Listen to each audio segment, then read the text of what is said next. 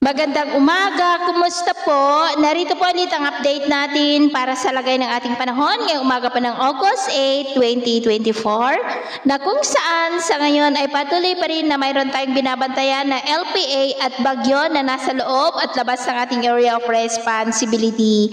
Ang dalawang weather disturbance na ito ay wala namang direktang epekto sa ating bansa maliban nga po sa hinahatak nila ang habagat. Ang nandito po sa loob ng ating area of responsibility ay papahina na po gaya na inyong nakikita at posibleng mawala na rin yan sa susunod na mga oras.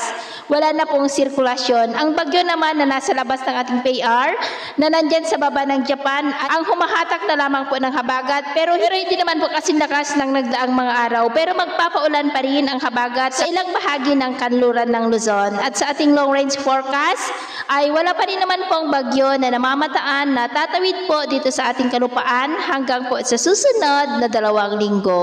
At sa lagay po ng ating panahon ngayong madaling araw ay maayos pa rin ang panahon sa malaking bahagi ng ating bansa maliban lamang sa mga tsansa ng mga isolated rain sa ilang bahagi ng Pangasinan, Zambales, Bataan, Metro Manila, Bulacan, ilang bahagi ng Cavite, maging po sa ilang bahagi ng Naga, Southern Samar, Dumaguete, Surigao del Norte, Sulu Archipelago, Zamboanga Peninsula, Davao at Mati. At mamaya ay sisikat po ang araw sa malaking bahagi ng ating bansa maliban lamang sa mga tsansa pa rin ng maulap na kalangitan with isolated rain sa may Zambales, Bataan, Metro Manila, Naga, Northern Samar, Southern Samar, Ormoc, Northern Palawan, Davao, Mati, Sulu Archipelago, Zamboanga at yan po sa may Sarangani. At mamayang hapon, mas maulap ang kalangitan at mas mataas ang tsansa ng mga isolated rain sa ilang bahagi ng ating bansa. Kaya mag-ingat pa rin po tayo sa posibleng banta pa rin ng mga pagbaha at pagguho ng lupa.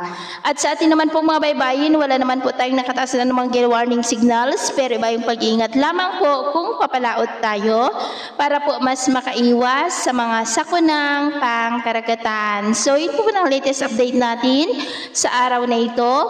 At ako po muli si James na nagsasabing sa kahit na pagsubok po na darating sa ating buhay, huwag po tayong mawawalan ng pag-asa. Thank you and God bless.